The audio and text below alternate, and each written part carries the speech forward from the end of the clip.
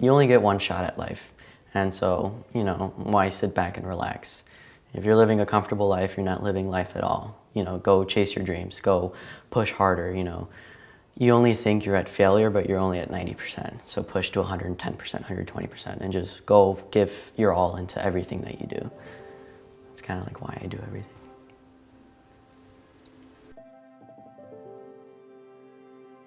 My name's Anthony Jesus Rodriguez. I am at the University of Illinois at Urbana-Champaign. I'm studying aerospace engineering, and I just finished my freshman year.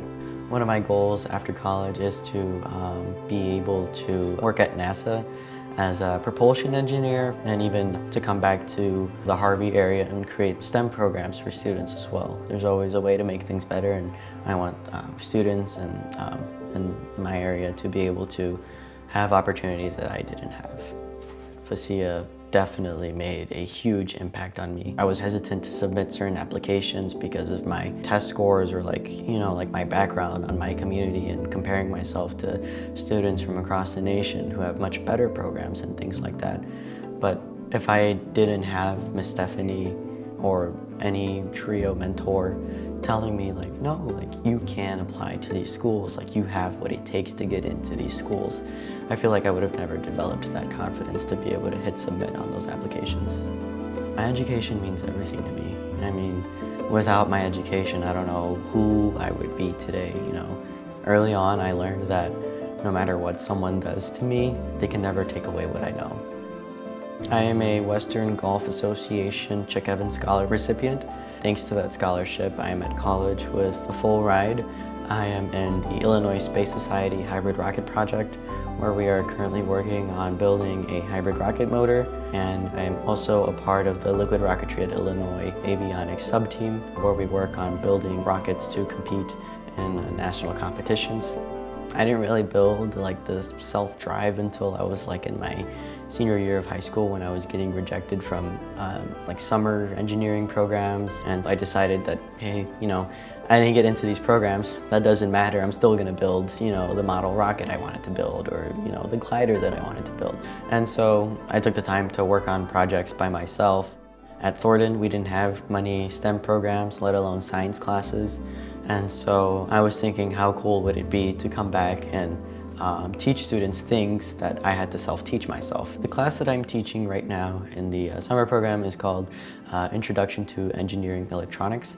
And basically the goal is to teach students how to build circuits, how to read schematics, and how to wire things and even program their prototypes. Even though the course is building electronics and reading schematics, the real goal is to teach them how to think critically and trust their gut, because that's something that I didn't have a lot of strength in going into college.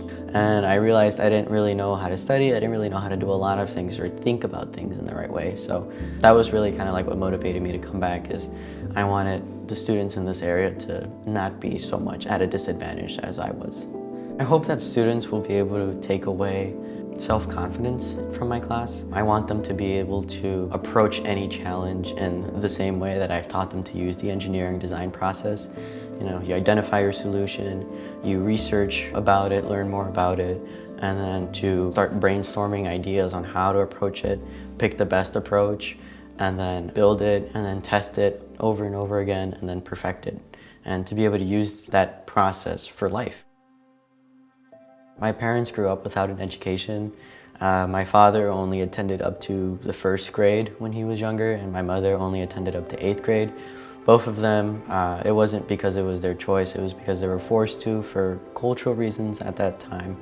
And so growing up, they always motivated me to pursue an education and just learn as much as I can and learn how beneficial learning can be. And so growing up, I always wanted to learn everything.